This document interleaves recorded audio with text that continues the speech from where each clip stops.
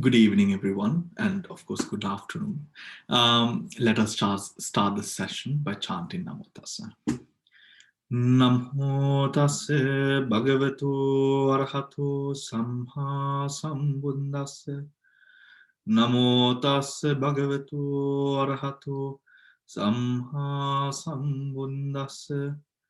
Namo Tassa Bhagavato Arahato Samma Sambuddhassa. All right, so page number 172, second paragraph.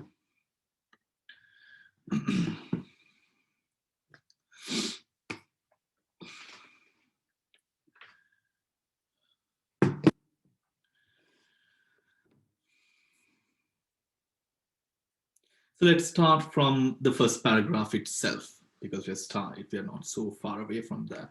So page number 172, the first paragraph. This is the process of registration that we are now discussing, right? Guide to para 17. When an object is undesirable, etc., sense objects are distinguished into three classes.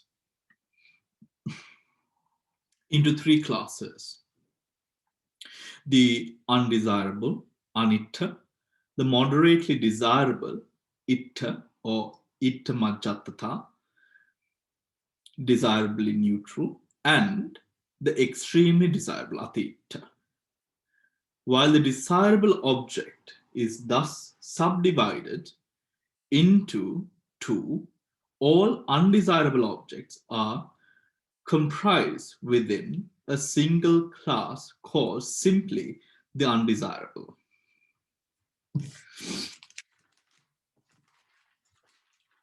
All right, simply the undesirable. Just one moment, please.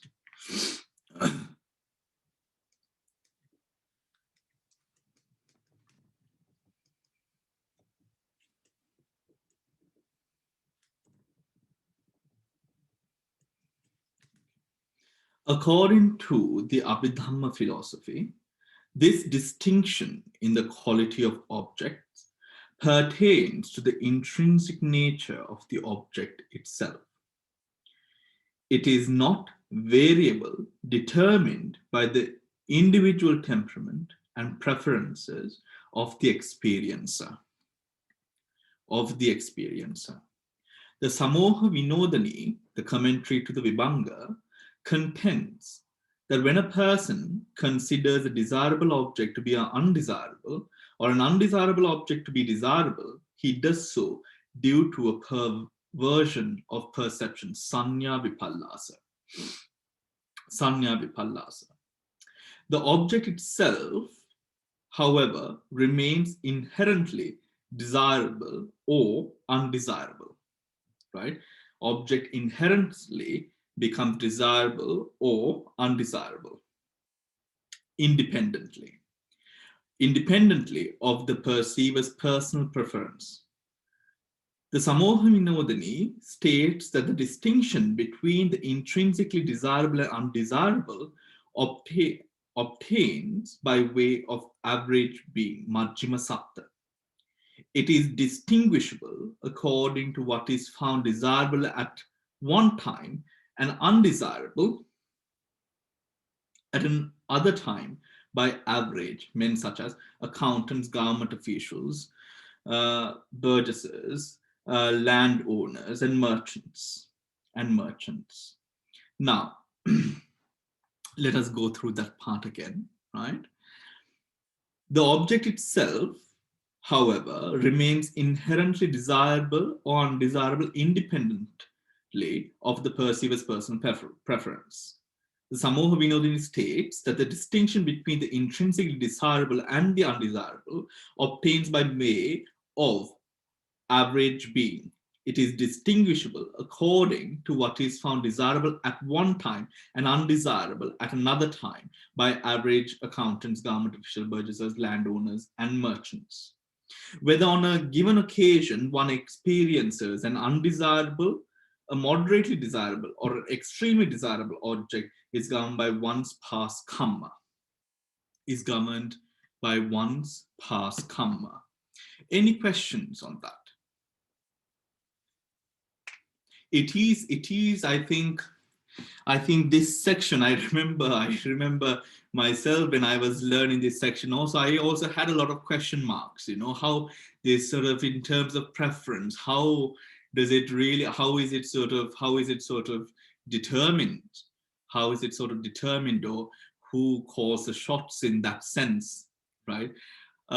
However, when it comes to this question of desirability or undesirability, it is often put to the account of what is accepted. Here it mentions accountants, government officials, burgesses, landowners, and merchants.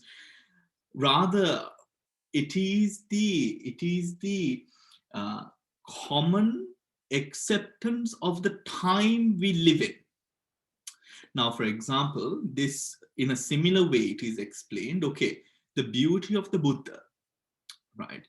Now, we know 10 years ago, or I'm sorry, maybe 30 years ago, 40 years ago, 100 years ago, beauty, fashion was different from what is beauty and known as fashion now, right? It evolves and changes. Now, it is not to say that people 50 years ago or 100 years ago, that they looked ugly or not.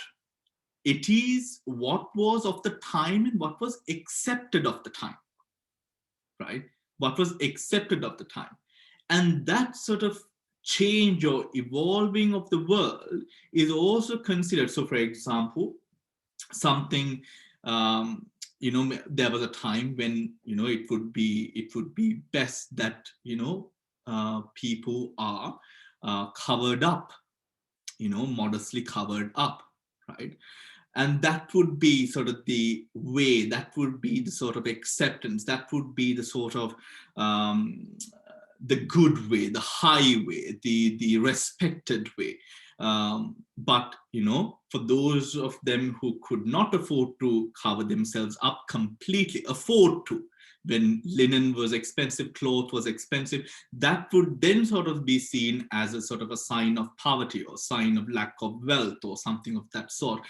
Just like, for example, back in the day, long time ago, I've read that when people, that it was when men were sort of healthy, meaning sort of big made, right? Men were sort of very big made, that, women liked men because, it was sort of a, it was sort of a look of wealth. For example, in Burma, I hope they've changed now, but back in the day, there's so much of oil in the food. And I remember when asking a person why there is so much of oil, considerably a good layer of oil on top of the curry. And, a person explained that in Burmese culture, it is when you have a lot of oil on your food, that layer, that you are seen as a wealthy person. If there is little oil, if there's little oil, people judge you and think you didn't really spend much on the food that you have prepared for your guests. So what people do is, you have a lot of oil on that layer of food. It is something of that sort. It is what is the accepted norm of the time, which is not dependent upon one person. It is dependent on the course of the world at that specific time of samsara, right? So that specific time of samsara. And it is only to this extent that it is really explained, right? There is not much more that I could sort of tell you, but if I do find anything else, I will let you know, of course, right? So let's move on and see what else we uncover. Whether on a given occasion one experiences an undesirable, so we are on page 172, paragraph 1, 2, 3. Whether on a given occasion one experiences an undesirable, a moderately desirable, or an extremely desirable object is governed by one's past karma. Thus, the object experienced provides the opportunity for karma to ripen in a form of resultant states of consciousness, vipaka chitta. The resultant chittas accord with the nature of the object spontaneously. The resultant chittas accord with the nature of the object spontaneously, without deliberation. Just as a facial reflection in the mirror accords with the features of the face. With the features of the face. So this is to say, now, does anyone have any questions? I would have 100 if I'm studying this for the first time. Right? I mean, let's look at that paragraph again, right?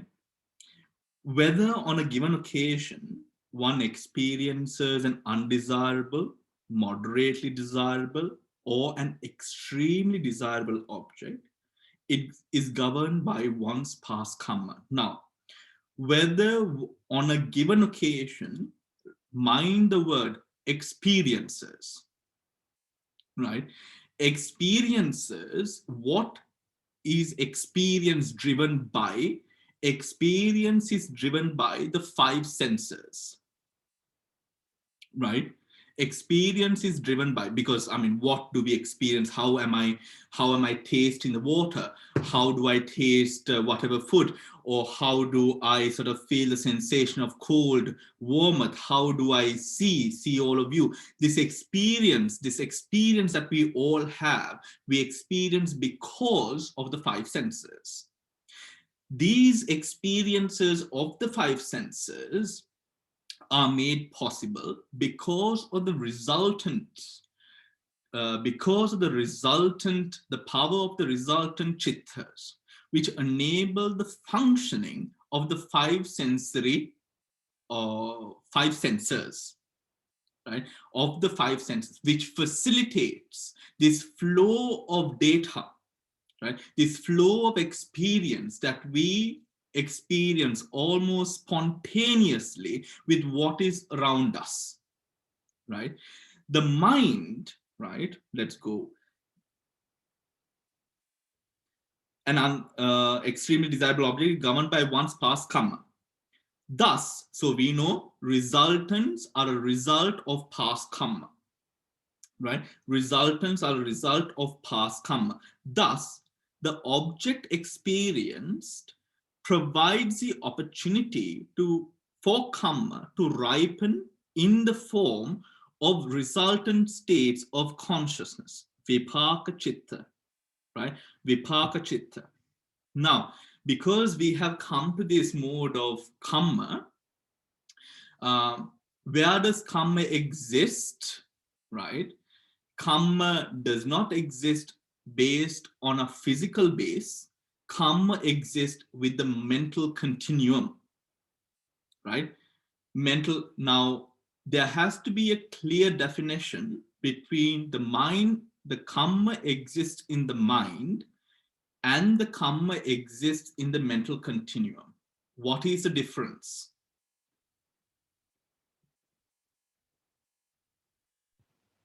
Would it be right if we say, yes, Damsiri? What do you mean by mental continuum? Are you talking about the Bhavanga Chitta?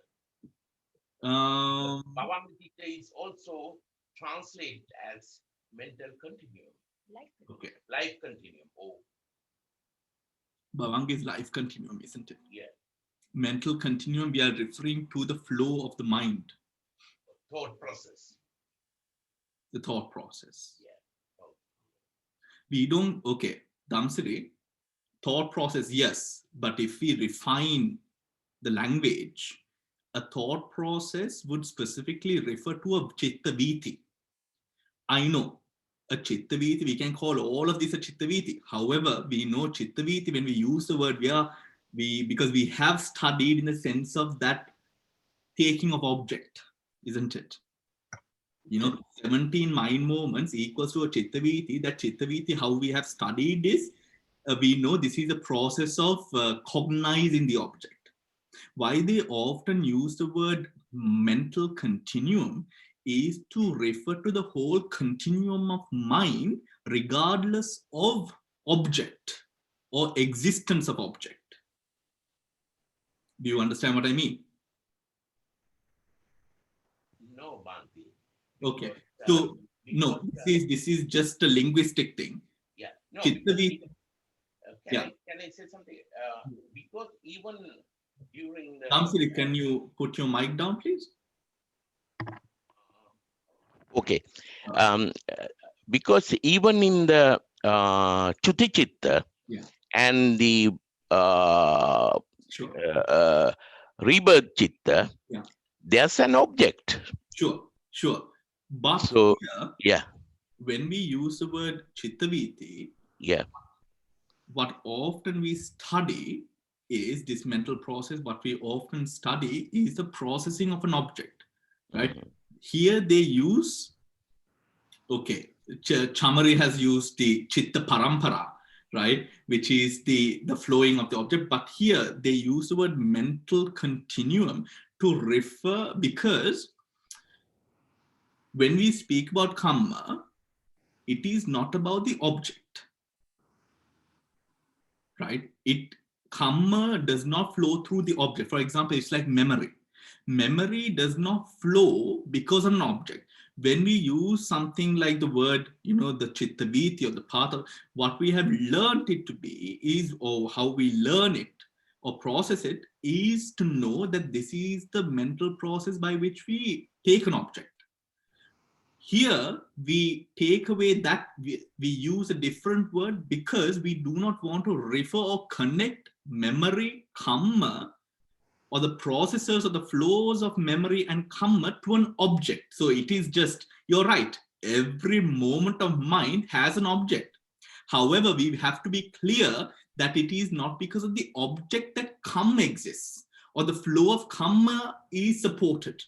It is the nature of the mind itself that karma and memory can flow, not because of an object, right? So there they draw a difference, or they sort of talk about it with a sense of difference, and they do not talk about it with sort of a effect or influence of object, free of a influence of object, right?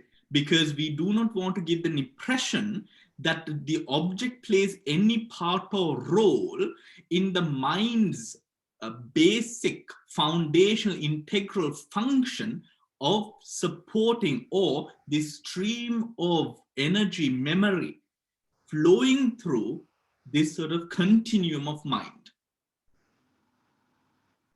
It is just a definition thing, right?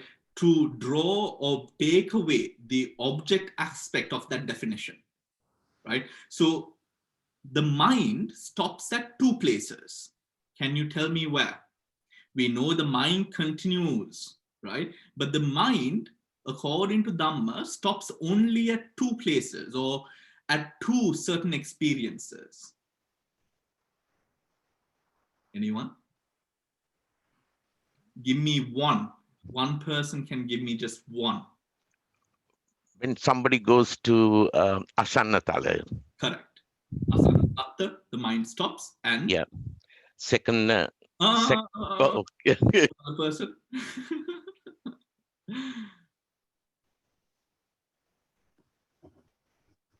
Where else?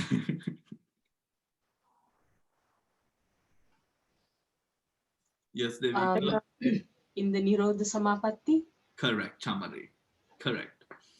Nirodha Samapatti, and these phenomena, how it happens, we don't know, right? We don't know how it is possible, how this connection is made. We don't know. The closest definition or the closest explanation of Dhamma, which sheds a certain amount of light upon these two phenomena, is the power of determination, right? is the power of determination. Power of determination of what? Power of determination of the chitta before it, right? Of course, that chitta is then pronounced by us, isn't it? Right? However, so you can imagine when we reach stages of, for example, stages which would take us to the planes of asanyasatta and also allow us to experience states of nirodha samapatti, our mental ability is so much high, or in that league of operation, that we are able to make the determination, that is also why people of higher states of mind can determine wherever they want to be reborn, right? They can specifically determine where they want to be reborn, right? So for example, we talk about jhana, we talk about absorptions. Remember, when you have jhanas, you can determine where you want to be reborn, right? Whether it is actually in the jhana plane, in that sort of area, or whether it is wherever you want to be sort of reborn, even if it is in a specific, let's say, you want to choose, okay, this is the place that I want to be reborn in terms of, let's say, a specific part of London, or a specific part in America, or a specific part of the world. You can determine that. That is the power of concentration. Right? That is the power of concentration. So just imagine, for example, the Buddha, before his final birth, where did he sort of make the decision to be reborn? He was in Suddhavasa, wasn't it? Am I right? Was it Suddhavasa? In Tusita level. In Tusita, I'm sorry, yes, of course, Tusita. So when he was in Tusita and he was determining sort of, where am I to be reborn? Remember, he did this with two things, which is his ability as a deity to see and his mental ability to determine. Right? And when I say his mental ability to determine, now the first one I don't have to explain to you, right? You can see as a deity, you can look and you can see wherever you want to see, right? You have that eye as a part of being a deity. The second part is a part that not everyone has in the Devaloka, right? In the plane or the realms of the deities, that's not something that everyone has. That comes from the power of meditation, right? Which the Buddha had, right? Which the Buddha had. Now, moving on, right?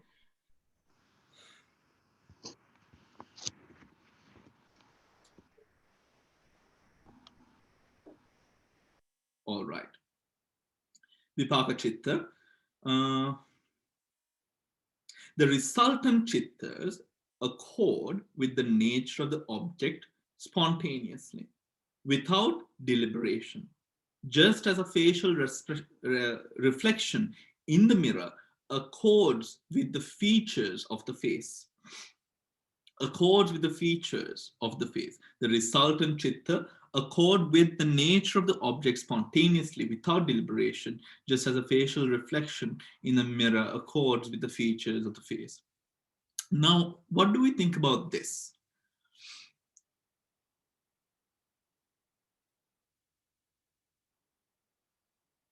Some of you look a bit clueless. What's going on? Huh? The facial, what it is saying is, now when we see an object, whether it is good or bad, this resultant, how does this resultant occur? Right? Now that is what it's talking about. Whether it is a kusala vipaka, or, a wholesome resultant or an unwholesome resultant, is determined without deliberation. You don't need to understand the object to, or know the object to, for that specific respective resultant consciousness to occur, right? So they say it, the mirror just takes whatever reflection which is in front of it, just reflects everything that is in front of it without any sort of with a sense of indifference, really, isn't it? With a sense of indifference. That is why this sense of indifference reflects the roots of the ahetukas, isn't it? Don't you think? Remember, the ahetukas are rootless, right? They don't really mean anything, right? The only thing that it really does is it supports the functioning of the five sensory bases, isn't it? Five senses, I'm sorry, the five senses. It supports the five senses, right? So here, do not take it in a way that the object is now influences the mind. This is a role of karma. This is a role of karma. And again, my apologies, but we do not have a lot of information in this area, right? Right, there we do not have a lot of information in this area, but let's go on and see. We'll go on and see. But because we are speaking about karma, also remember, this is only referring to the process of taking in objects. This is not limiting you to what you could achieve, right? To what you could achieve. Because then, I remember now one of the questions that I asked, okay, my teacher, when, we were doing this specific part was, okay, then what, then, I went back to creation, you see. If everything that we experience is made possible through the vipaka chittas, right? What if there is no vipaka chittas, that we do not have that karma? Then the teacher says that is achintaniya. We don't have an answer for that, right? Because I mean, in the origins of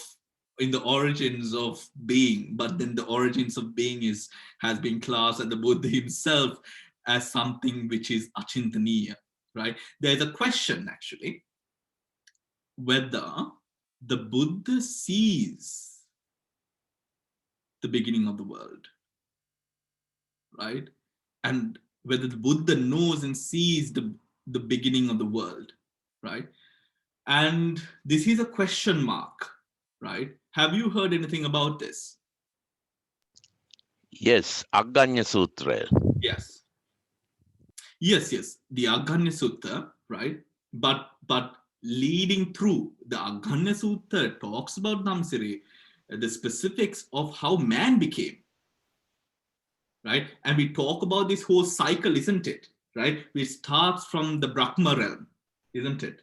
Right? Where then the Brahma's demise and they are reborn. However, the Aganya Sutta does not go beyond that. However, the Brahmas to come. Yeah. And we have no sutta which talks about any reference to, that goes beyond the Aganya Sutta, to the past, right? So there is a question whether the Buddha himself sees the beginning of, I don't want to use the word creation because that is very Catholic, the beginning of everything, right? And as I remember, I'm going to double check this for you because now I don't remember the answer because it was so many years ago. As I remember, the answer that I received from my teachers is no, the Buddha does not see. Oh. Right? So I'm going to double check that for you. So don't take it to heart. I'm going to, yes, Tamari. Bhante, I've heard that Buddha said that, I mean, can I say that bit in Sinhala? Because that I think Sure, is go with ahead. okay, so that පටන් ගැනීම පනවන්න බෑ. පනවන්න බැරි නිසා නෑ. Basically, because it's a concept to find a linear starting point. So what Buddha had said apparently is that it's a cycle.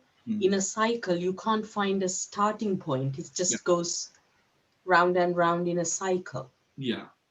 Because what has a beginning has to have an end. Yeah. Right? What has a beginning has to have an end. And the only end that has been made possible in this world, in this universe, as we know it, is nirvana. That's right. Yeah. And that is completely going against the cycle. You might be absolutely right, Tamari. Right? So I'm going to ask one of my more intelligent friends and get back to you all about it. Thank you, Bhante. Bhante, there's another school of thought. Yeah. Another school of thought saying that Buddha knew it, but people the scientific knowledge of people at that time, 2,500 years ago, they wouldn't have understand. So they would have understood that one. And so because of that, he refused to answer. Yeah. Because there's no point of explaining it, because you don't have the scientific terminology. What do you mean by terminology? Okay. Terminology as well. Yeah, yes, true, Mala. Yeah. Actually, this terminology issue is actually mentioned within the Tripitaka as well as a point. Yeah. There is nothing to explain that specific thing. Yes, that is mentioned. Yeah. And I have heard that school of thought as well, Damsri, that something, I mean, it is clearly mentioned, the Nyaya of Kamma, the Nyaya of Kamma, the beginning of the world. What are the other two? Which the Achinni Dhamma? When and where you're going to die, when and where or how you're going to die, something, but and where you're going to get reborn for an ordinary person. Swami answer. I have a quick question to ask you. That's what do they then? What is the thing about Loka Vinasha and how it starts again with the Kasava, not Kasava Kantaka, like the people who are there eating the earth and the, that is what Chandra said. It is a cycle. Yes. So remember, Devika, not all humans or beings do not completely become extinct. A large proportion of them do become extinct. However, they don't completely become extinct in the story that we know. So it is then very few who survive the great rains of delusion, who then sort of start reproducing and sort of taking up sort of a life of higher values and morals, which then increases. So that's, again, it sort of refers to a cycle, right? A cycle. But how this cycle, how this cycle sort of comes to be has never been spoken about, right? Hasn't been spoken about. So okay, let's move on, right?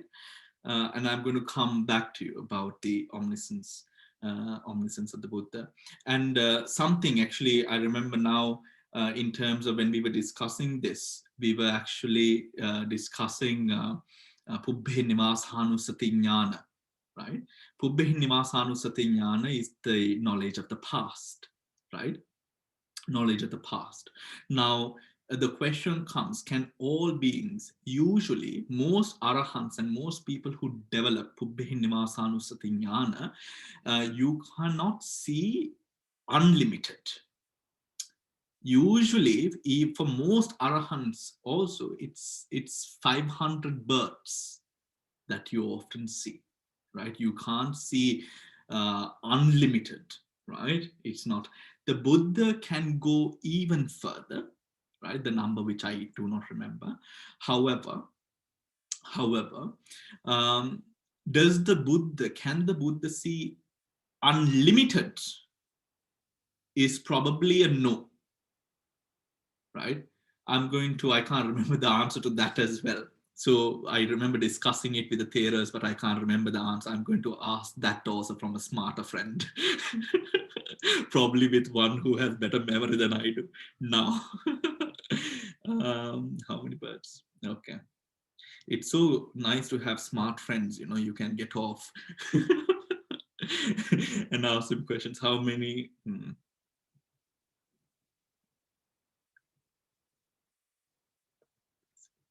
Okay, moving on. Through the force of unwholesome karma, one encounters an undesirable object. Through the force of unwholesome karma, one encounters an undesirable object. And thus, the resultant chittas in the cognitive process by which the object is cognized will be generated by the maturation of that unwholesome karma, right? By the maturation of that unwholesome karma. In this case, the sense consciousness, reception, investigation, and registration chittas are necessarily unwholesome resultants, right? So that stream of consciousness, right, all which arise from or by the power of it being resultant chittas are specifically unwholesome resultants. In the process of processing an object which has been experienced due to unwholesome karma. Due to unwholesome karma. Right? This does not mean, for example, again, that everything in your life is because of unwholesome karma. Right? So that everything in your life is because of unwholesome karma. No, it can be unwholesome karma. It could just be our stupidity as well. It can be our immoral actions of the present, our words, immoral words of the present that lead to unwholesome karma as well, right? Unwholesome karma as well. Now, Hemamali, let's talk about your question on Sunday, right? To Mindasara Hamdro. Because I don't know if I did not understand his answer properly, but I feel like in the practice, because I mean, all of these things we do for the practice, isn't it?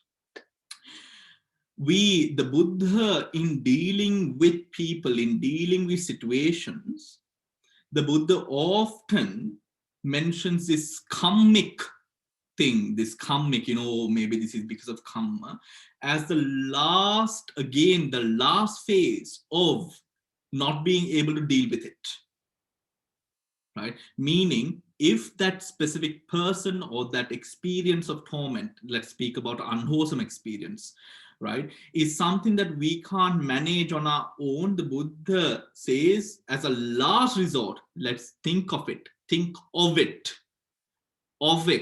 as this is not indefinite, right? I'm meaning not in dash definite. This is not indefinite. Definite as a single word, right? This is not a definite cause, right? However, we employ that strategy of thought to relieve ourselves of the burden. Please don't take this. Know that. Use the technique, but don't take it as absolute.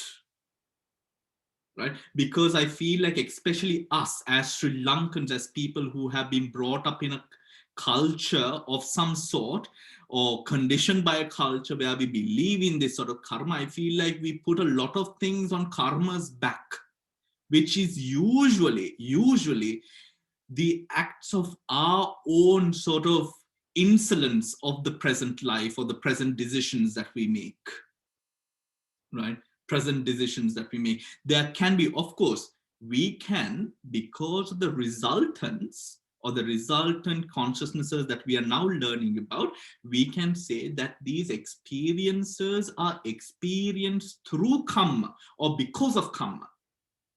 There is no denial or defying that fact.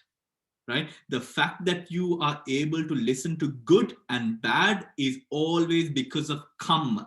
But remember, this karma that we are speaking about here is referring to what supports the five senses to work so that you hear, smell, taste, feel, and see, not to the distant of what made this experience happen. Do you know what I mean? I feel like even that is not the proper way of saying it, but I think you get what I mean. It is the karma, or that definite answer of, okay, this is because of karma, is because of the ahetuka chittas. Because ahetuka chittas will always arise, enabling the five senses to operate, taking in these objects. It is to that extent that we say, this is because of karma. Right? However, don't take it as a means of saying right? In that way, that's true. But don't think that everything that we do, meaning the results of these sort of objects, are these objects in our life which creates that bad or positive experience, is wholly because of past karma.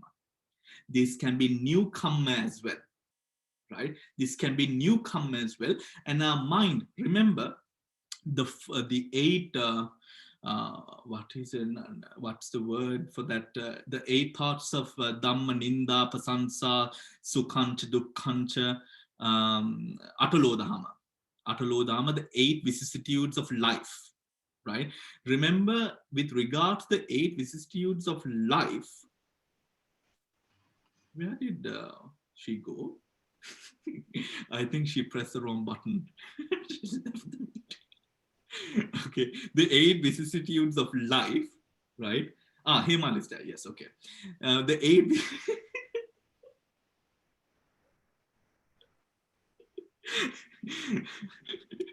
You shifted.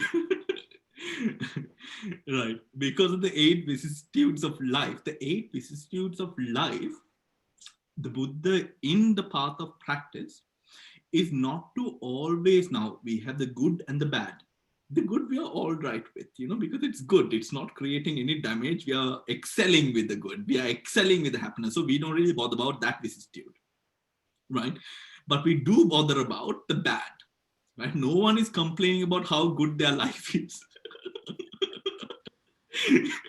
There is upekka here. No one is complaining about the good. This is so unfair, right? So in the 8 vicissitudes of life, right, the Buddha's way of managing the 8 vicissitudes is something I think we all need to look at. Because the Buddha, yes, he speaks about the effects of karma. However, it wholly does not belong to the aspect of karma. Meaning, you should not be able, or your only tactic to go through these 8 vicissitudes of life should not wholly just be karma, right?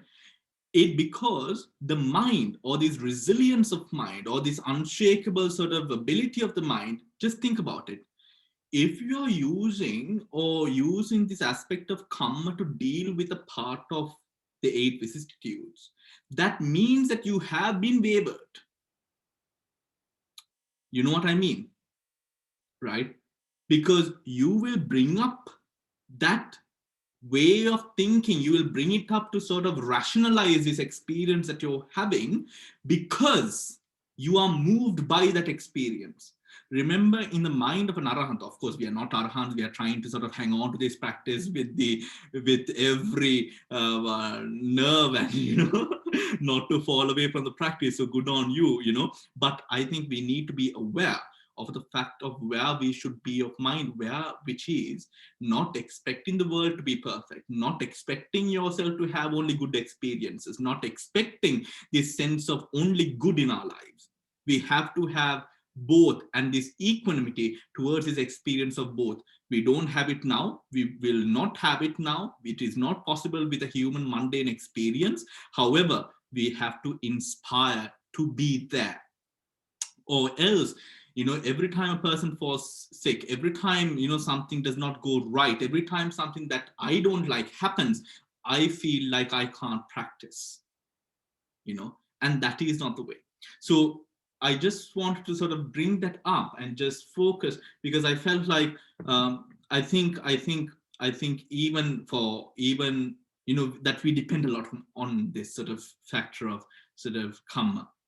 Because I mean, not now, but I remember when I lived in a monastery, or with that, whatever meditation experiences and states that we were in, and when we did experience negative, when you're being scolded by someone, and you get scolded if you've not swept properly, if you've not done your chores, if you're not sitting properly.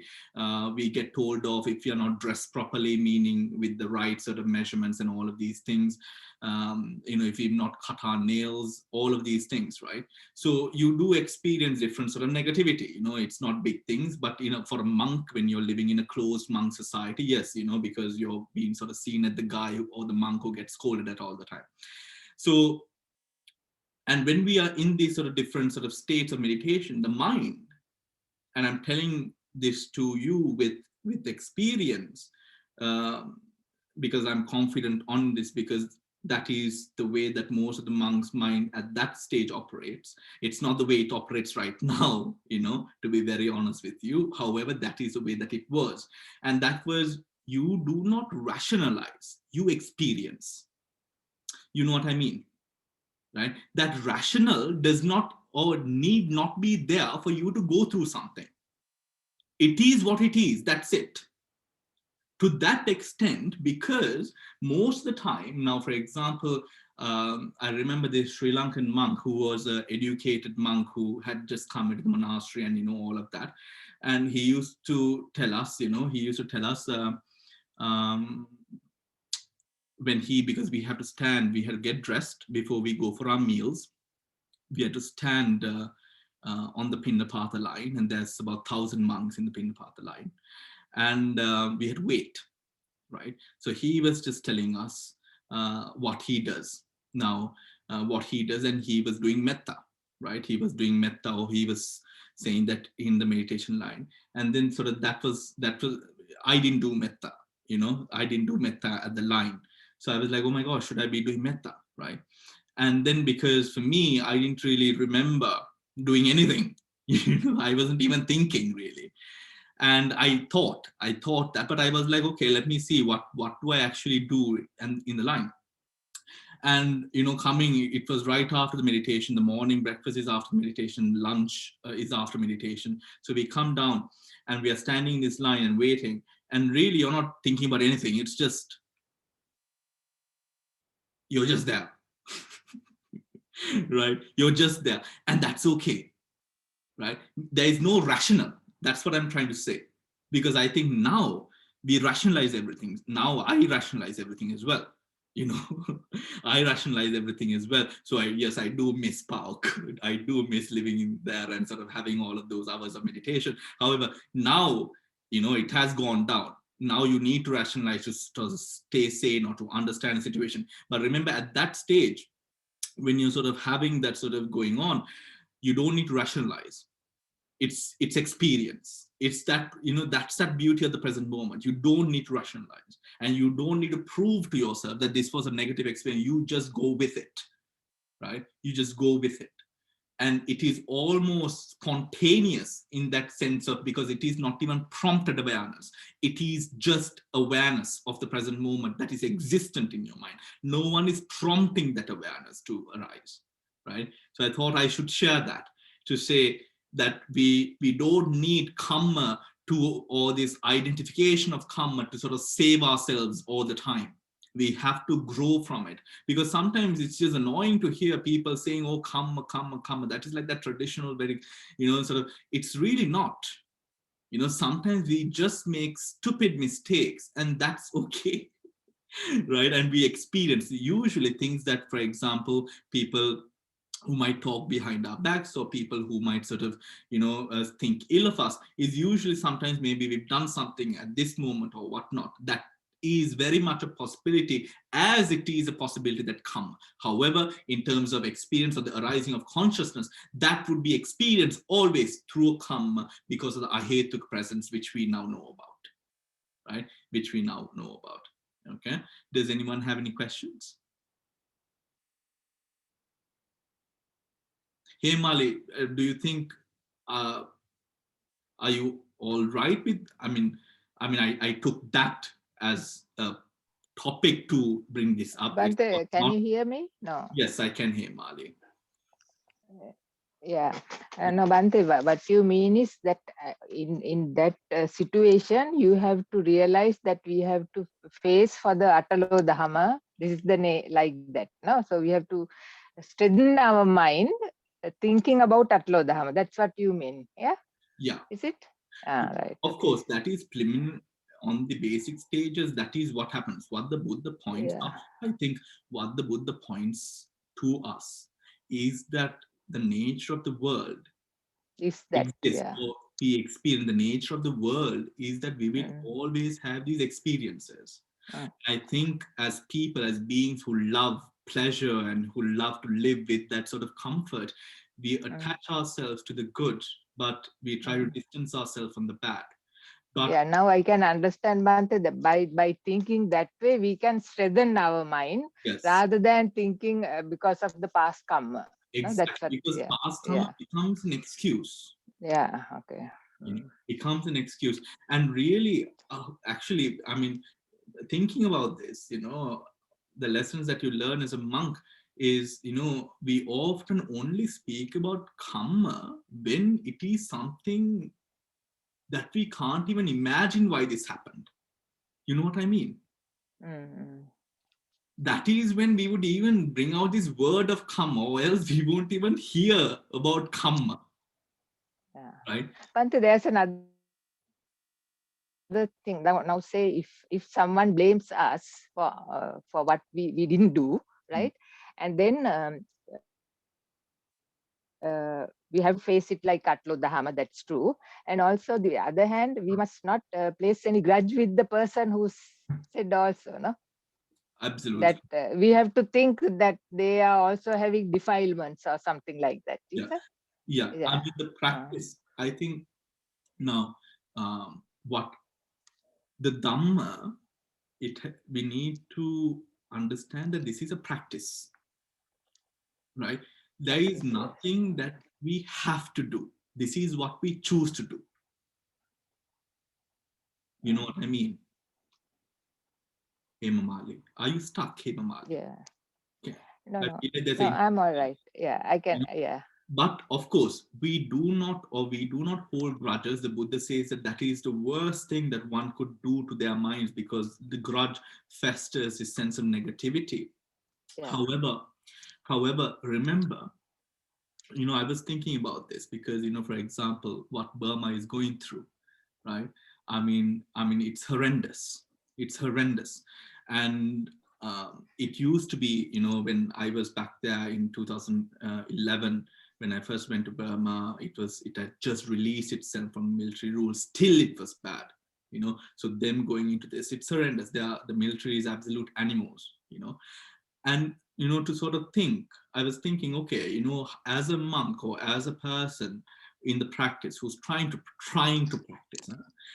practice, what is the way, or what is the Dhammic way of seeing this, But then I realized, remember that having or not having a grudge or having metta or something of that sort is something that we choose to do. It's not the only thing that we could do. So because if we say that this is something that we should do, right, it is almost as, I think there is only one should, right, and that is breathing, because that's the only thing that keeps us alive, right? When we say it is something that we choose to do because of Dhamma, that is, in actuality, that is what then we do, because or else we are putting aside, or we are sort of, putting aside a whole class of individuals and beings who then react. But the thing is, we choose not to react because of the higher Dhammas that we are aware of, right? The higher Dhammas that we are aware of. But if someone hurts you, it is not, yes, the reaction that you have will be either good or bad. Bad in the sense of you hurting that person and yourself. Good in the sense of you not hurting anyone and you being able to sort of cure yourself from that experience, right? Cure yourself from that experience. However, remember, this Dhammic practice is something that we choose to walk in, right? And that, I think that sort of understanding, I know for me is very important, right? Because for me, it's very important because sometimes you do see unfairness to us to a great extent, to a great extent, where you really need to sort of have a rational to sort of deal with that, right? But remember, this is a path of practice. No one has pushed you into this. This is something that you have all chosen to do, right? And in that choice, this is the practice. This is not the way everyone should be doing it. This is not the way everyone should be doing it. Because everyone has different ways that they choose to live their lives. We have chosen this. We have chosen this because sometimes, people knowing, for example, that I was born a Catholic, right? People sometimes sort of, and now become a Buddhist, and people often tell me, oh, Bhante, they are Catholic, how sad it is. And this really annoys me, Why is it sad that they are Catholic? That shouldn't be so. Why do you think it's sad that they are Catholic? There are a lot of Catholic people who are really, really good people, right? And us having this notion that these people are poorly because they are of a certain faith or from a certain country or from a certain background is absolutely horrendous. Right? Because that is what creates racism. That is what creates classism. That is what creates that sort of unequal society that we live in, isn't it? Right? A person should be judged, or a person should not be judged. However, if one does judge, a person should be truly judged and will be judged according to the Buddha for their actions, not for what they truly represent or what the color of their skin or what their beliefs are. What are their actions?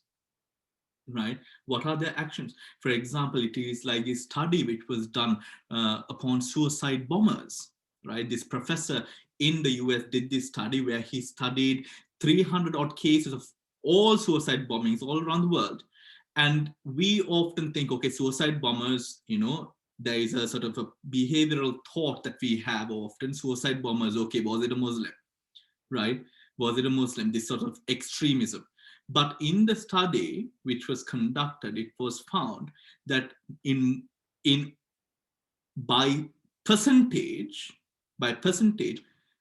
the motivation for that suicide bomber to suicide by committing this bombing was not tied to the religion, however, was more tied to the political, socio-economic standards or afflictions that they might have gone through, right? Which was not tied to their religious beliefs. But then we, I think, especially because the media, whatever it is, when we sort of hear that word, oh, was it someone who, you know what I mean, right? This is not something that is this is not something which is really Buddhist. This is not the Buddha's way, really. And we have to address these different parts of our mind, however difficult they might be.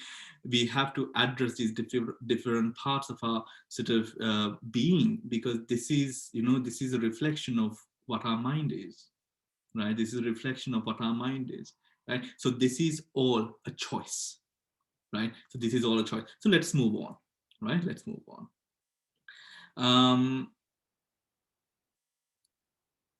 Okay.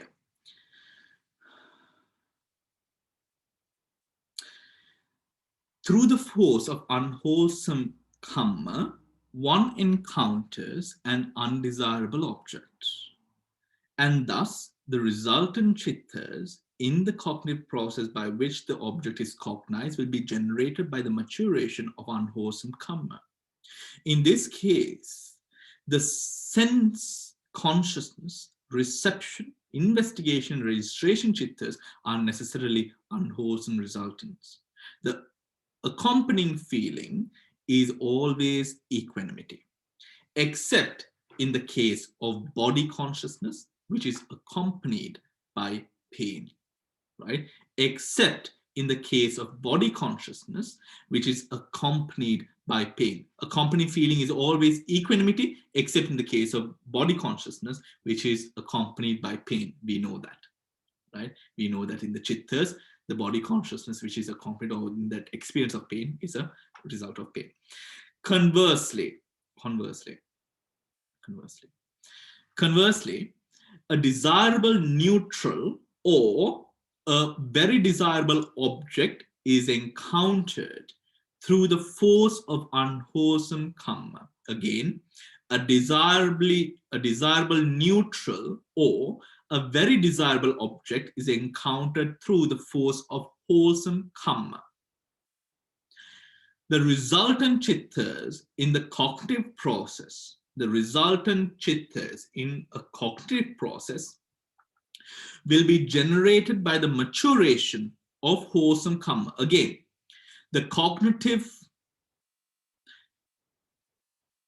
the resultant chittas in the cognitive process will be generated by the maturation of wholesome karma.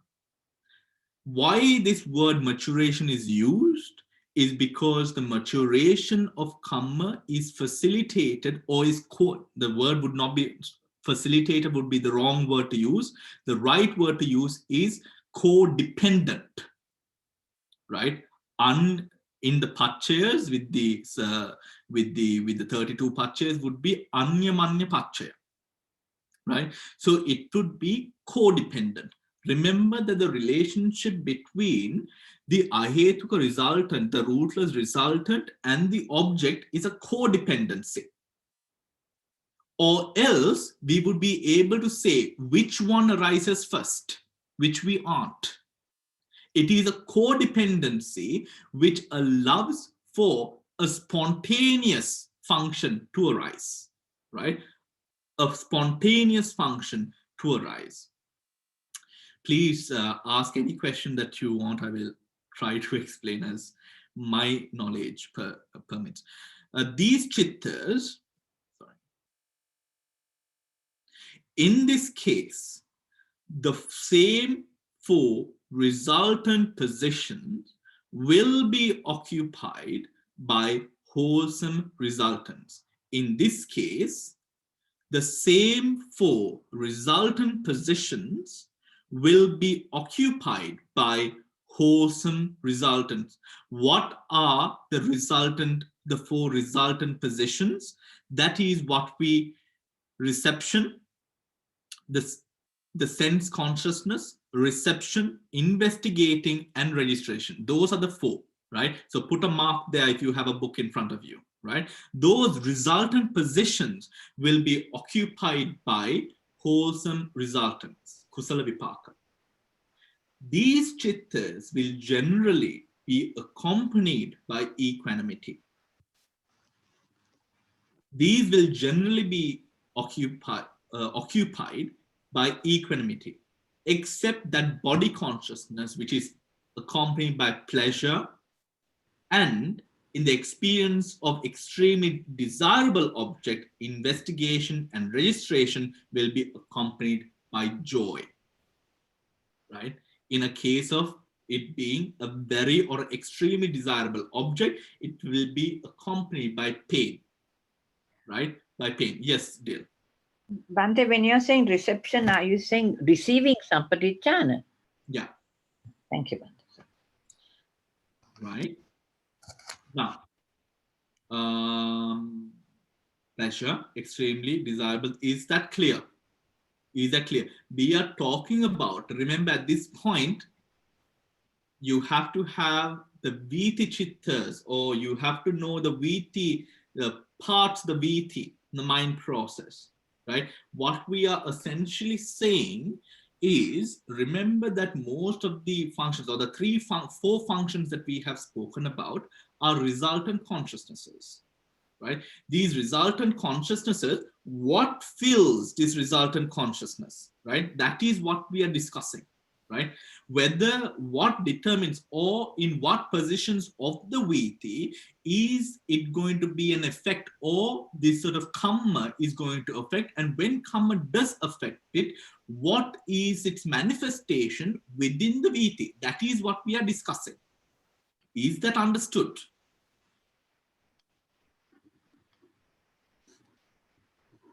Yes, Devika. Can you please explain one more time for me, please? Yeah. Please, okay, sure. Right. Now, okay. Now, we have in the Viti process, the mind process, we have the, what are the four? Okay. The four is the sense consciousness, right? The reception, right? The investigation, receiving and investigating consciousnesses, and the registration, the tadalambana, right? Which is at the end, right? Now, can someone tell me, right? Can someone tell the whole class the Chakku Dwara Chitta Viti, the mental process for a mind, please?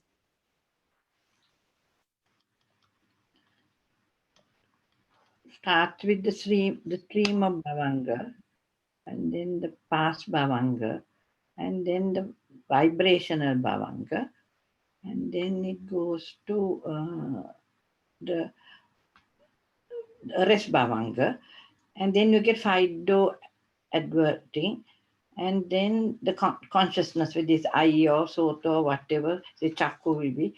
Then you get that receiving and investigation and the determining content. And then you get the 7 chittavitis that goes from that 9, 10, 11. Governance.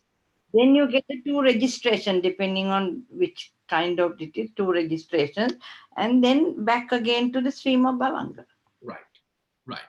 Do we remember that? We have the Panchadhara Vajana, right? And then we have the Chakku, the Vinyana Chitta, right? Which can be Chakku Sota Gahana Jigvaha Kaya, right? And then we have the receiving, investigating,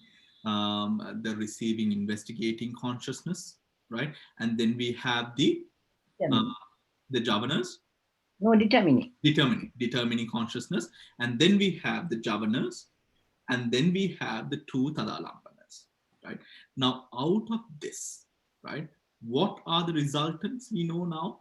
We know, of course, we are talking specifically, remember, in this discussion, we are only taking the moment from the arising of the object within the mind and its demise from the mind, right? Through this period, because or else we can take Bhavanga also into this, isn't it? Right? We can take Bhavanga also, but what we are taking is only from its arising, where now it's the arresting Bhavanga and we are continuing, and then from the end, or at the end of Tadalamana, where now we go back into the Bhavanga. It is during this time or this period that we are talking about. Within this period of time, these 4, which is a sense consciousness, the sense consciousness, which is Chakku Sota Gahana Jihva Kaya, right?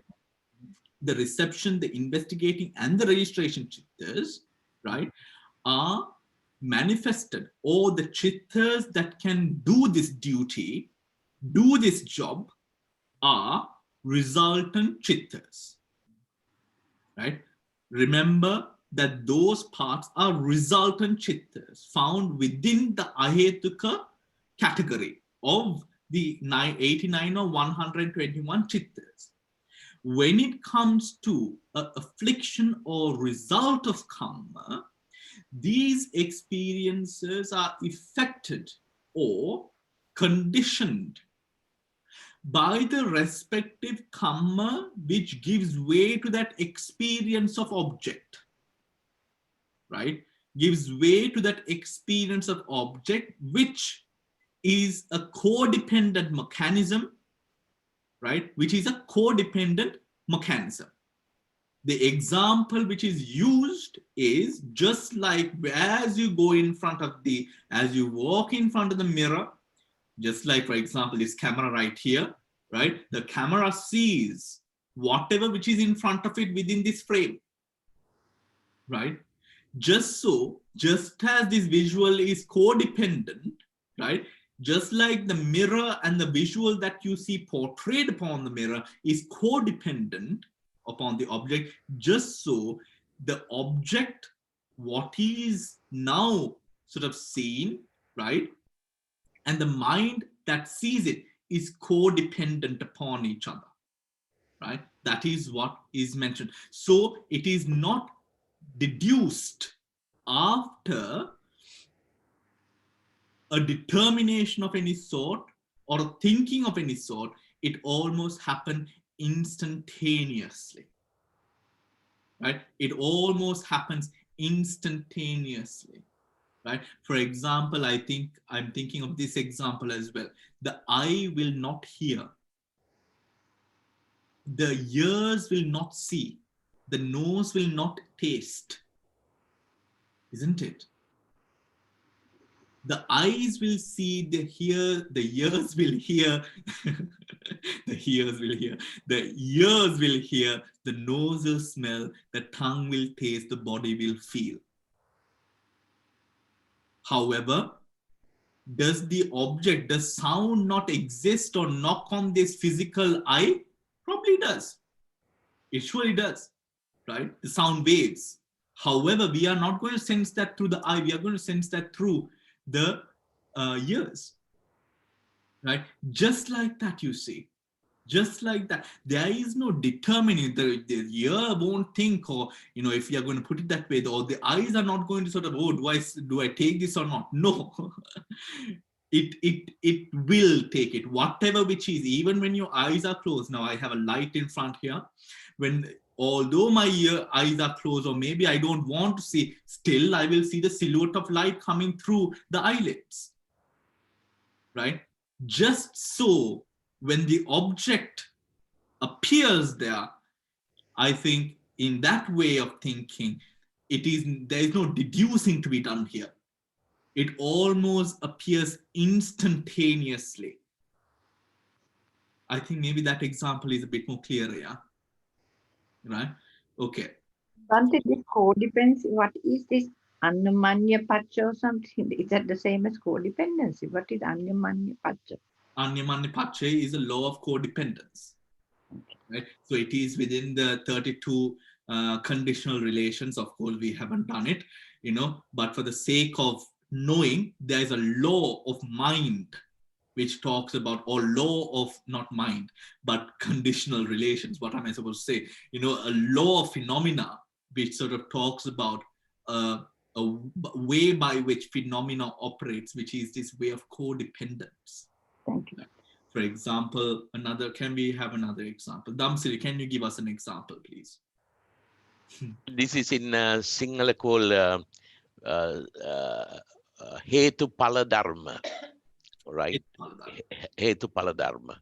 And because I think we discussed it the others discussion also, because normally Buddhism has got 3 levels of explaining this Hetupala Dharma. One is the Chaturari Satya, and the second level is the what do you call what we do now, dependent origination.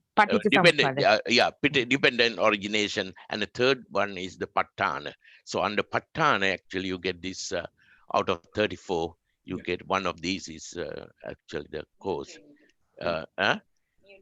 It's a mutuality, or the interrelationship. Mutuality. Yeah. So really, I mean, what it says is, for example, when A arises, B arises, and because of B arising, A arises, right? And this happens at the same time. So if you put it into a triangle, right, all the objects, so if it's A, B, C, right, all objects arise and are nurtured or are able to live within, live because of ABC. ABC exists because of ABC. Yeah. Its life is made possible because of ABC, right? So all natures, for example, it is like Patavi, Apo, Tejo, Vayu, right? Patavi, Apo, Tejo, Vayu exists because of Patavi, Apo, Tejo, Vayu. Yeah. Right? This law, which keeps, for example, this glass, right? This solidity is made possible by Patavi, Apo, Tejo, and Vayu. If you take away one of the elements, it crumbles, right? So there is this law of codependence, interdependency, which operates within Patavi, Apo, Tejo, Vayu, right? So that is what we are talking about, right? We'll go into it later on. It's a whole thing, right? It's not as simple as ABC, right? There are three ways. There are three ways to learn the Patthana. There is only one monk in the whole world who can teach all three ways, right? By qualification, right? So that is the Sangharaj of Burma, who is able to teach all three ways. That's the only monk that we know who can teach all three ways, who is qualified to teach all three ways. So yes, right? So usually it's to say, for example, all three ways does not mean that it is three different sort of results. It's three modes of teaching, right? So he is able to do all three different modes of teaching. Of course, even if you know one, you can sort of do it in that way, but that shows a level of understanding and the level of mastery that that Venerable has in terms of Abhidhamma, in that sense, and the beautiful thing, of course, I mean, because you're able to do that, not all monks would know Suvisi Pratya, right? Honestly, I wouldn't be able to teach Suvisi Pratya. I don't know completely about the Suvisi Pratya. So I can give an introduction, which would explain the 32 parts, but I'm not able to teach you. I don't know it to that extent. So, so this monk who is absolutely, knowledgeable in that sense, and if he's so sort of humble that, if, for example, if I was to go and, there were no devotees around or something, he would say, just come and sit with me on the couch, you don't have to sit down there because we usually sit on the floor, and he would be like, no, just take a seat on the, I mean, he is so humble and such a sweetheart in every way, and then, of course, then you would go to, other Mahanayakas and you would sort of find them on their throne and, you just feel like laughing out of because you find this sort of pinnacle of learning, and then you sort of, see that amount of sort of compassion and humility. And I think Burma, for me personally, reflects the time of the Buddha so well to anything else that I have seen anywhere else in any other monastery. So yes, so just one of my experiences. So let's go on, right?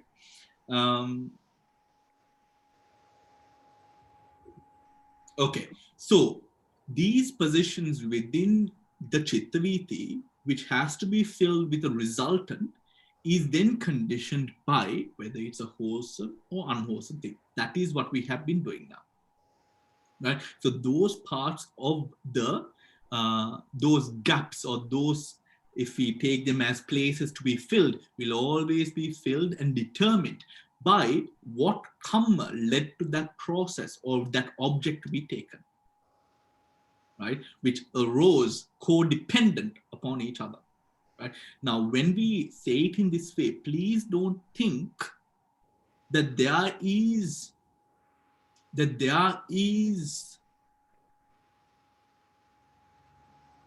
no. Let's move on, right? Okay, Devika, did you get that now? Is it clear? Yes, good. All right. In this case, and the resultant chittas in the cognitive process will be generated by the maturation of that wholesome karma. In this case, the four resultant positions will be occupied by wholesome resultant. The chittas will generally be accompanied by equanimity, except that body consciousness is accompanied by pleasure, and in experience of an extremely desirable object, the investigating and registration are accompanied by joy. That is clear. We know this, right? There's nothing to explain, right? That is how we experience that specific object, right? How we experience that specific object. When the object is undesirable, the function of registration is exercised. When the object is undesirable, the function of registration is exercised exclusively by the unwholesome resultant investigating consciousness. Registration in the regard to a moderately desirable object is exercised by the wholesome resultant investigating consciousness accompanied by equanimity, or by one of the four great resultants accompanied by equanimity, formed by the investigating consciousness accompanied by joy, or by one of the four great sublime,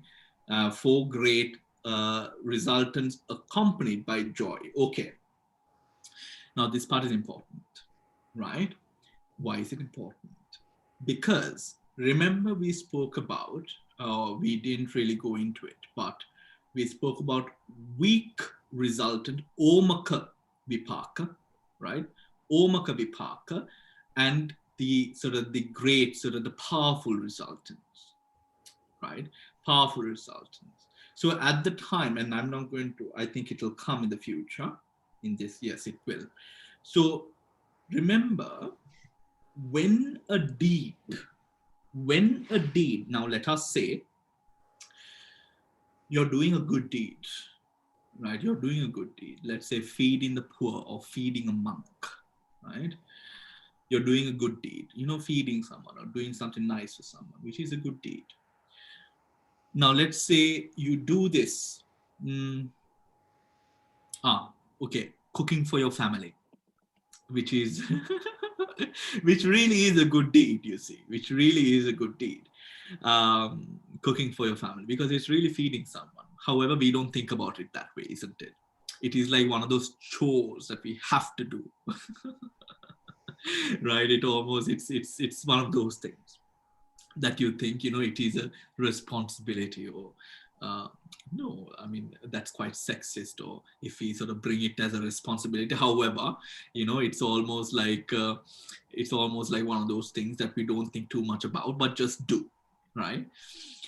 Now, something like that, let's take that, right? Now, someone, let's say on a special day, you know, where you're doing something special, right? When you're doing something a bit out of the ordinary, there you will sort of have this sort of sense of, oh my gosh, you know, I want to cook something really nice. Let's say maybe it's a child's birthday, maybe it's your husband's, your partner's birthday, your wife's birthday, whatever it is, right? Something special, or maybe yes, a day which is special, right?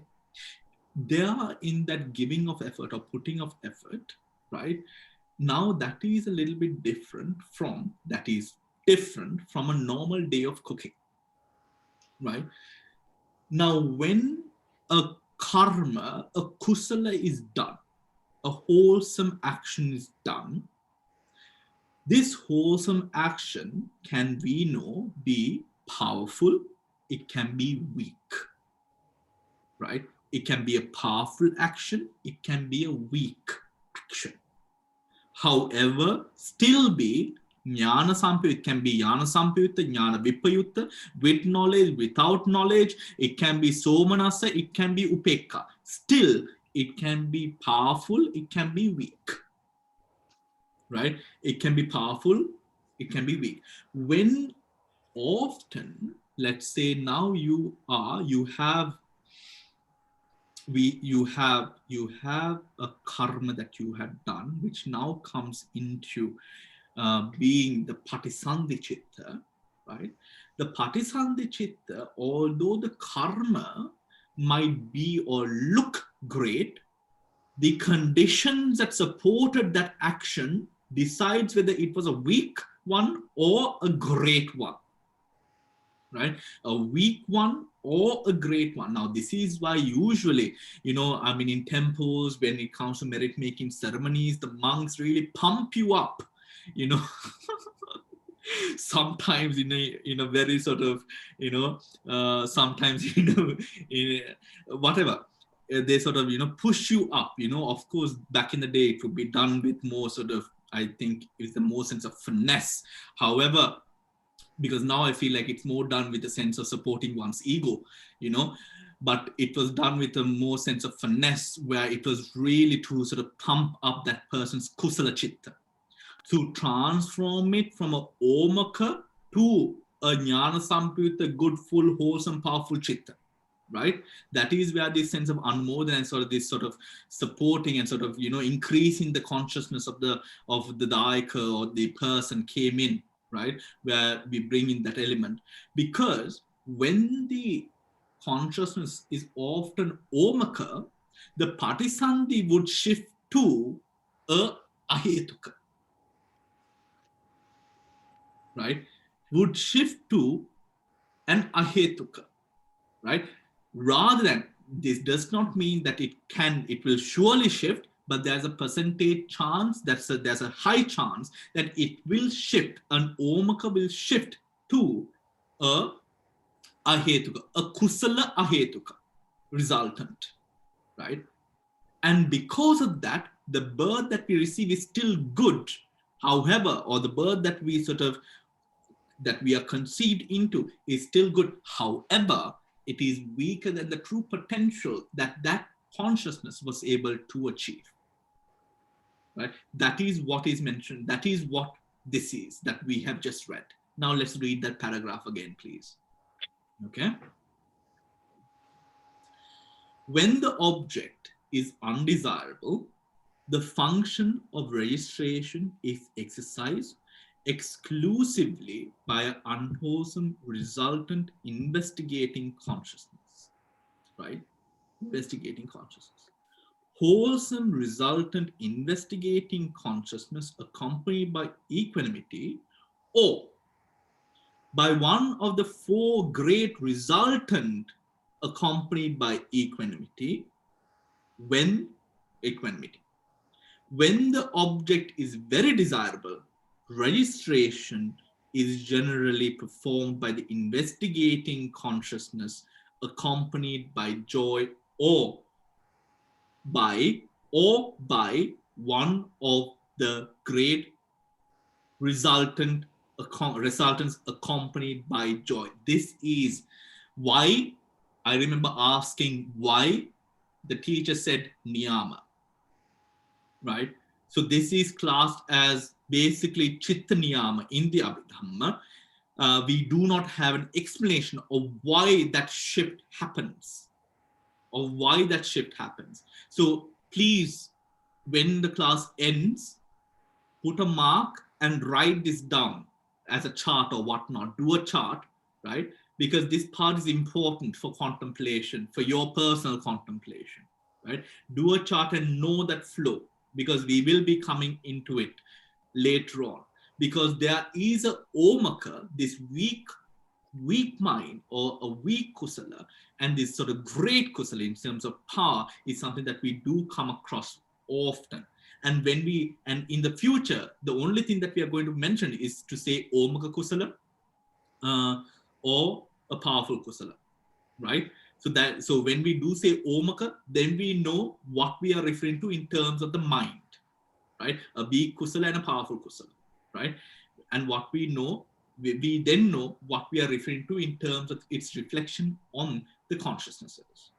Okay, so do that, and I will see you all. We will discuss this further next week, right? Next week. So, Bhante, you just read this paragraph. Now you're talking of omaka, which is the weak resultants and the strong resultants. But when I look at the English, there's nowhere where they talk of unwholesome and they talk of the very desirable, but they don't talk about omaka, weak resultants. Or that's not mentioned there. But I can't. Yeah, that is why I am here to tell you. That's why I am here. We will discuss it more. We will discuss it next week. We are not done yet.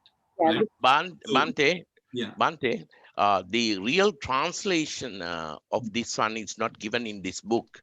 Actually, Pali translation is Anishtaramana, which is the first one. Yeah. And the other one is Ishta Madhyasthavararamana. And the Madhyastha, yes. Madhyastha, our other one is Ati Ishtaramana one. Which is the higher joy, with joy, actually. Yeah. So that is, so it is those three.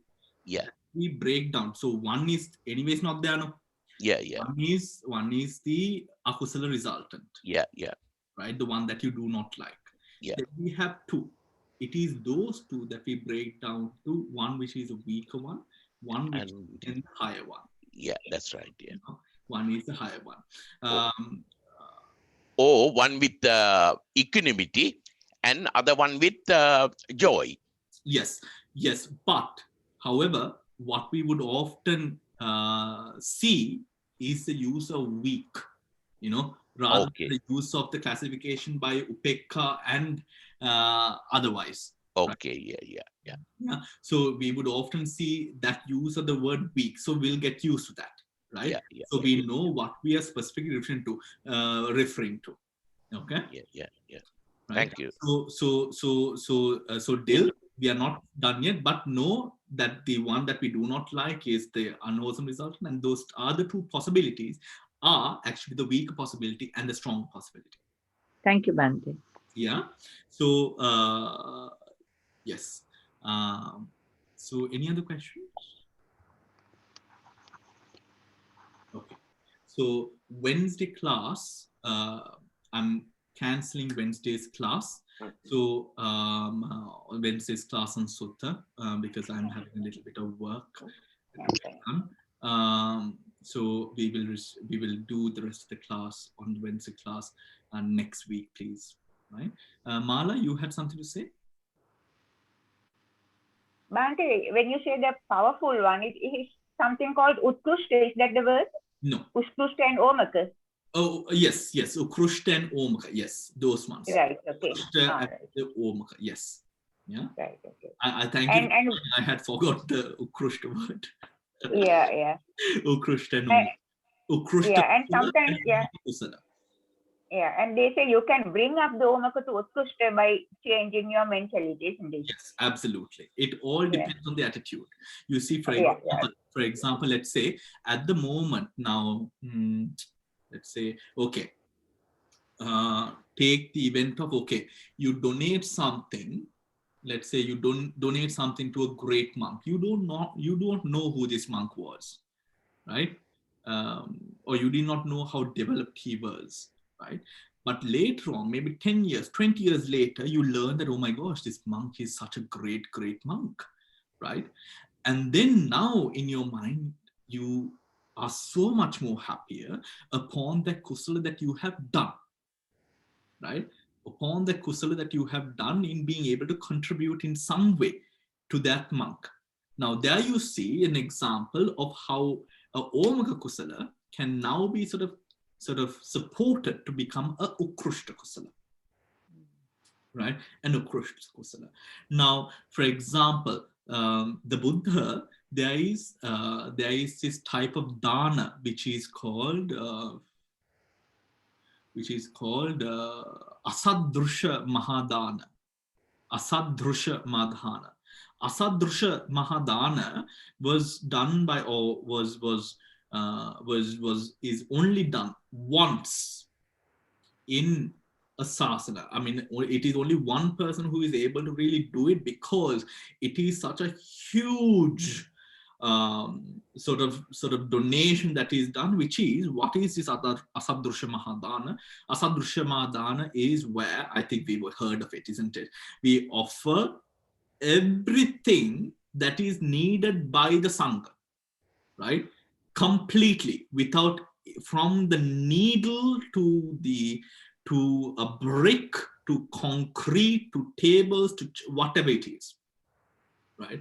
Whatever it is, and in that way it is offered in the Sangha, asadrusha madhan, a complete. There is nothing which is incomplete. Asadrusha, complete. Right? Now, asadrusha, and also in the asadrusha mahadana, it says that it cannot be, it's not permeable.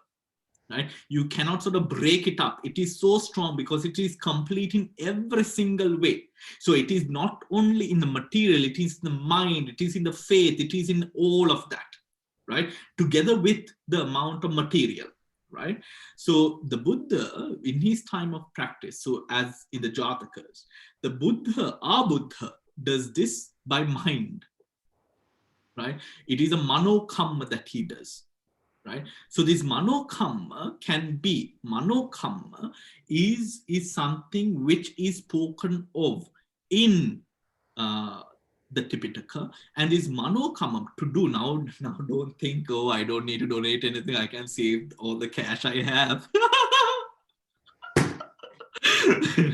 I can do, I can do all these things without spending a dime. Right? Now remember, manokammas, we are able to go into that level of manokammas with samadhi, shraddha, and sila.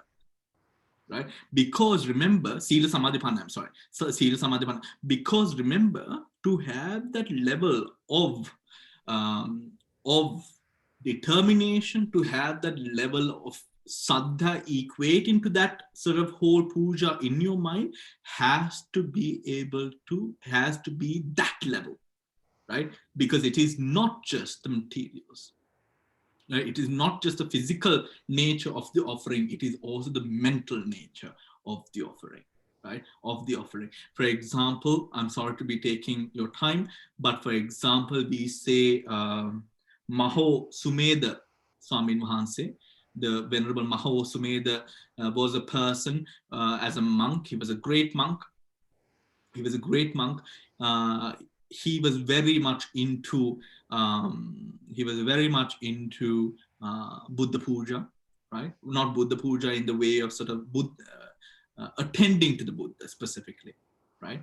And he says that in his sort of, and he was the one who did or tried to do a Asadrusha Mahadana, right? A great one. He did a huge one. He filled up the whole the walking area of the Ruan Valley Saya, right? So that sort of large sort of not brick, but Kalugal area, the granite area that we have, the square that the Ruan Valley Saya sits on.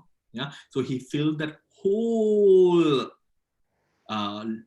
area with offertories towards the Sangha of the whole country, right?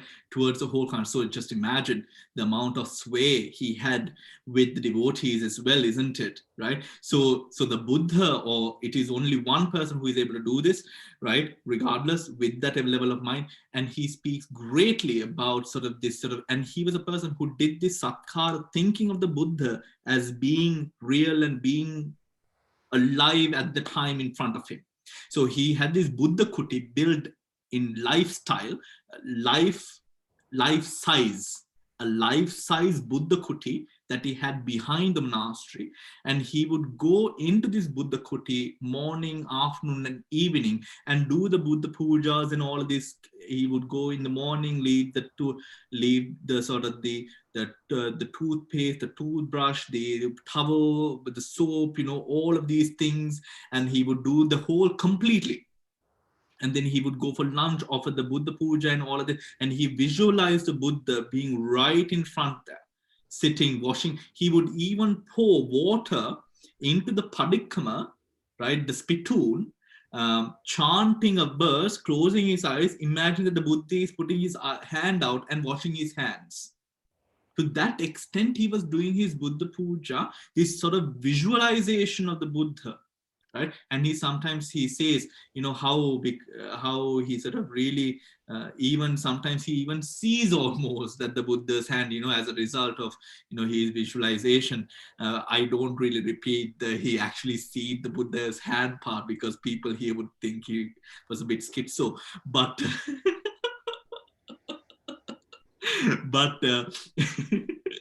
you have to be cautious.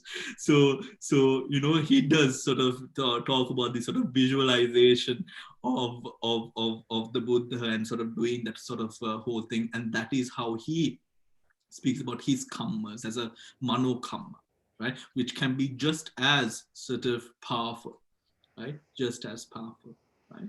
So to make the manokamma which can create a patisandhi, he had those physical attributes that he would bring into it, right? Meaning the pouring of the water into the spittoon, the offering of the toothbrush, toothpaste, the offering of the dana. These are physical aspects, right? And he imagined the Buddha or visualized the Buddha, right, in order to do the manokamma, but with physical aspects to bring its ability or the karma to be something where now that karma could be a patisandhi, right? Of course, he didn't do it for the patisandhi, okay? However, explaining that is how that karma can become, because we know manokammas alone cannot be or cause a patisandhi, isn't it? We know that now, right? It has to be a full karma, mind and body. That full karma, that is where you bring in, for example, even the lighting of the lamp. You can imagine lighting a lamp, you can actually light a lamp and then have the shraddha that you're sort of, offering this towards the enlightenment, towards the wisdom of the Buddha. You know what I mean, right? So we have to understand the proper causes and reasons for the practice, not to be sort of deluded by the cultures of which we come from. Okay, all right, wonderful. I will see you all over the weekend. Thank you. Teruvan Sannai, take care and stay safe.